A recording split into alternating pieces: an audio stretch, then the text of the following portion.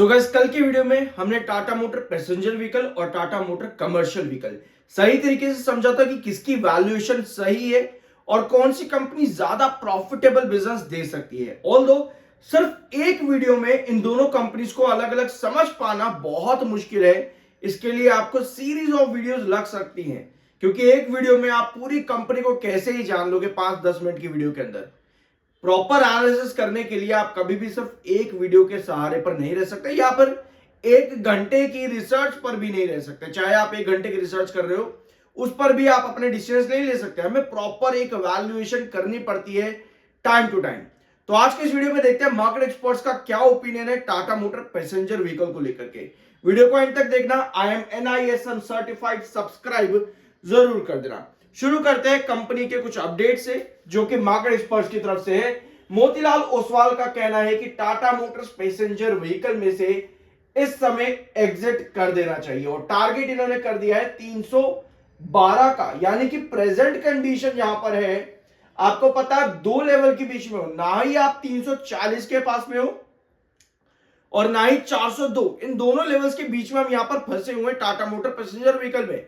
All दो technicals bullish है, अभी इन सब चीजों पर आएंगे। उसके बावजूद भी क्या चार्ट हमको ब्रेकआउट दे सकता है? मोतीलाल ओसवाल का कहना है भैया निकल जाना चाहिए, यहां पर एग्जिट कर देना चाहिए। अब इनकी जो रिपोर्ट है वो किस बेस पर है, जो इन्होंने सेल कहा है वो किस रीजन से कहा है, एक बार उसको भी यहां पर देख लेते हैं। Give me 1 second. ठीक है, तो ये रही इनकी रिपोर्ट। इनका क्या कहना है कंपनी को लेकर के? कंसोलिडेटेड लॉस अभी कंपनी का देखने को मिला Q2 में, और कंपनी का बिजनेस परफॉर्मेंस भी अच्छा देखने को नहीं मिला। JLR का परफॉर्मेंस भी काफी वीक रहा है, जो आने वाले कुछ क्वार्टर्स के अंदर सुधरता शायद देखने को ना मिले। और जो टारगेट ऑप्टिमाइजेशन यहां पर इनकी तरफ से है JLR को लेकर के, वो कम है आने वाले क्वार्टर्स के अंदर। ठीक है, तो ये कहना है यहां पर मोतीलाल ओसवाल का। अब आते हैं आपकी अगली अपडेट पर, जो कि बेसिकली एक कंपैरिजन है दोनों ही कंपनी के बीच में, यानी कि टाटा मोटर कमर्शियल और टाटा मोटर पैसेंजर के बीच में।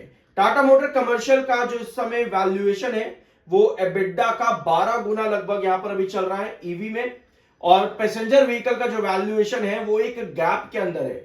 According to HSBC passenger vehicle का वैल्यूएशन इस समय गैप के अंदर है और 15 से 17 गुना है इंडस्ट्री के ट्रेड्स पे, 15 से 17 गुना। तो इनका कहना है कि कमर्शियल व्हीकल का जो वैल्यूएशन है वहां पर अभी भी रूम बाकी है टू री रेट इट। ठीक है, कमर्शियल व्हीकल में अभी भी रूम बाकी है टू री रेट इट। तो देखते हैं HSBC की क्या रेटिंग देखने को मिलती है कमर्शियल व्हीकल को लेकर के आने वाले कुछ टाइम पे। ऑल्दो वॉलेटाइल मार्जिन है कमर्शियल व्हीकल का और साइक्लिकल पैटर्न पर अभी चल रहा है commercial vehicle. Overall passenger vehicle के रिजल्ट्स जो है इसके JLR से ही ज्यादा इंपैक्ट होते हैं।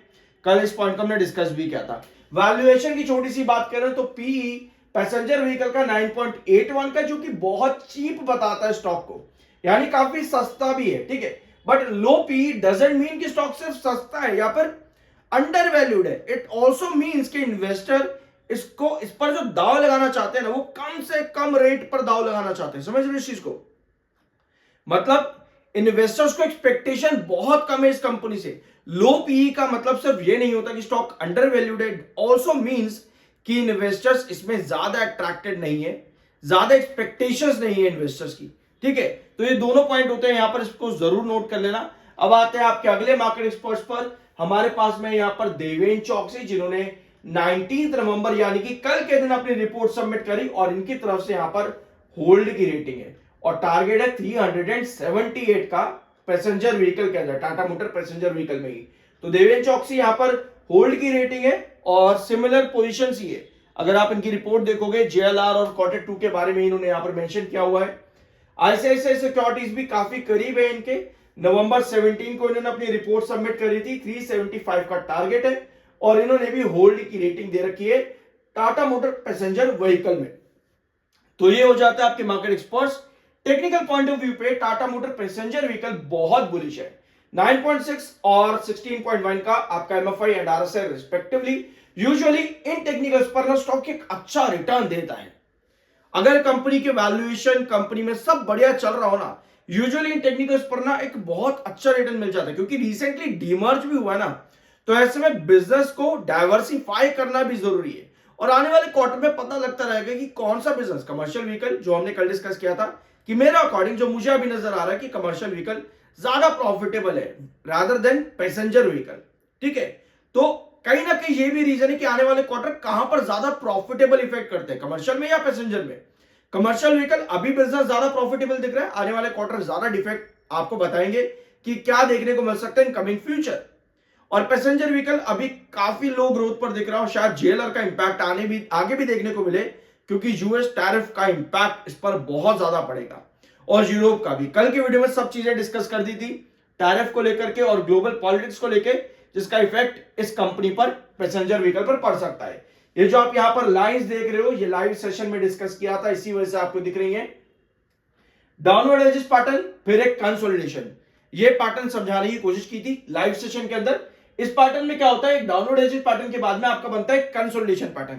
कंसोलिडेशन पैटर्न में आपकी दो चीजें होती हैं, एक बेस जो कि टाटा मोटर पैसेंजर व्हीकल में 402 का था और एक रेस्ट्रिक्शन जो कि 432 के आसपास था, 430 432। ये दो लेवल्स होते थे आपके कंसोलिडेशन के अंदर और हम यही डिस्कस कर रहे थे। क्या होता है ना कि डाउनवर्ड एजेस पैटर्न के बाद में एक कंसोलिडेशन बनता है और कंसोलिडेशन में आपको क्या होता है, डाउनवर्ड एजेस पैटर्न के बाद या तो आपको ब्रेकआउट में अपवर्ड एजेस पैटर्न मिलेगा या फिर डाउनवर्ड एजेस पैटर्न, और इसके हिंट आपको कैसे मिलने शुरू होते हैं ये हमको पता होना चाहिए। किसी भी कंसोलिडेशन के अंदर एक आपका रिस्ट्रिक्शन होता है, जैसे कि 430 का, वहां से अगर रिजेक्ट होकर के स्टॉक नीचे आने लग जाए, इसका मतलब यह है कि आपके अब गिरते हुए रिस्ट्रिक्शन बनेंगे और गिरते हुए रिस्ट्रिक्शन बनने का मतलब यह है कि स्टॉक इस कंसोलिडेशन को तोड़ देगा और अपवर्ड एजेस पैटर्न आपका कैंसिल हो जाएगा।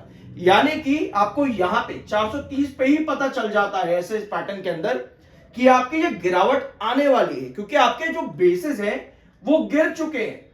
एक बार बेसिस गिरना शुरू हो जाए मतलब ये है कि कंसोलिडेशन पैटर्न टूट जाएगा और डाउनवर्ड एजेस पैटर्न पर स्टॉक चला जाएगा। ये सब चीजें हमने डिस्कस करी थी। अब आते हैं इसके लाइन सारी हटा देते हैं, अब आते हैं इसके पैटर्न पर। इस समय स्टॉक क्या कर रहा है, आज भी सेलिंग है, आज भी आपके पास सेलिंग है, but technical point of view पे आप बहुत ज्यादा बुलिश हो। तो ऐसे में कुछ पॉसिबिलिटी यहां पर क्रिएट होती है अभी पैसेंजर व्हीकल के अंदर कि चार्ट पर ना हमें छोटी मोटी रिकवरी या स्टेबिलिटी देखने को मिले लगभग 360 के आसपास ही। ठीक है, क्योंकि टेक्निकल पॉइंट ऑफ व्यू पे बुलिश है, थोड़ा बहुत स्टेबल होता देखने को मिल सकता है, ताकि वापस से टेक्निकल से इसके 40s 30s के बीच में आए और फिर से ये अपनी गिरावट कंटिन्यू कर सके। तो मुझे पर्सनली लगता है कि यहां पर थोड़ा सा स्टेबिलिटी शो करेगा, बट अल्टीमेटली 340 का आपका बेस है जो कि क्रूशियल बेस है और 380 या 380 नहीं, 402 नहीं, 402 नहीं था, 390। ठीक है, 390। पिछले वीडियो में भी आपको बताया हुआ 10-15 वीडियोस के अंदर कि 390 का आपका पुराना बेस है, तो अभी आपका रिस्ट्रिक्शन है। तो अभी आपको पता है कि आपका रिस्ट्रिक्शन क्या है, बेस क्या है। 360 के आसपास कंसोलिडेशन दिखाने की कोशिश करेगा, बट मोस्ट प्रोबेबली मुझे लगता है कि यहां से और गिरावट आ सकती है, क्योंकि कुछ पॉजिटिव आउटकम अभी आपके पास मुश्किल है आ पाना। तो ये कंडीशन इस समय पैसेंजर व्हीकल की। ठीक है, पॉजिटिविटी यहां पर आनी जरूरी है। क्या होता है कि आपके पास मंथली डाटा भी आता है कि जेएलआर का परफॉर्मेंस कैसा चल रहा है, पैसेंजर व्हीकल का सेल कैसे चल रहा है। तो अगर वो सेल्स पॉजिटिव आते हैं तब हम कह सकते हैं कि यस, यहां से वापस रिकवरी करेगा टुवर्ड्स 390।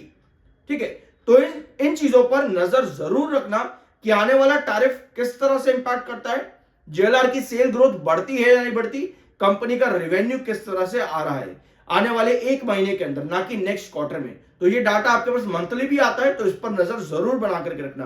बाय सेल की कोई रिकमेंडेशन नहीं है, वो आपका अपना ओपिनियन और मर्जी होनी चाहिए। मिलते हैं अगले वीडियो में। I am NISM certified, subscribe जरूर कर देना।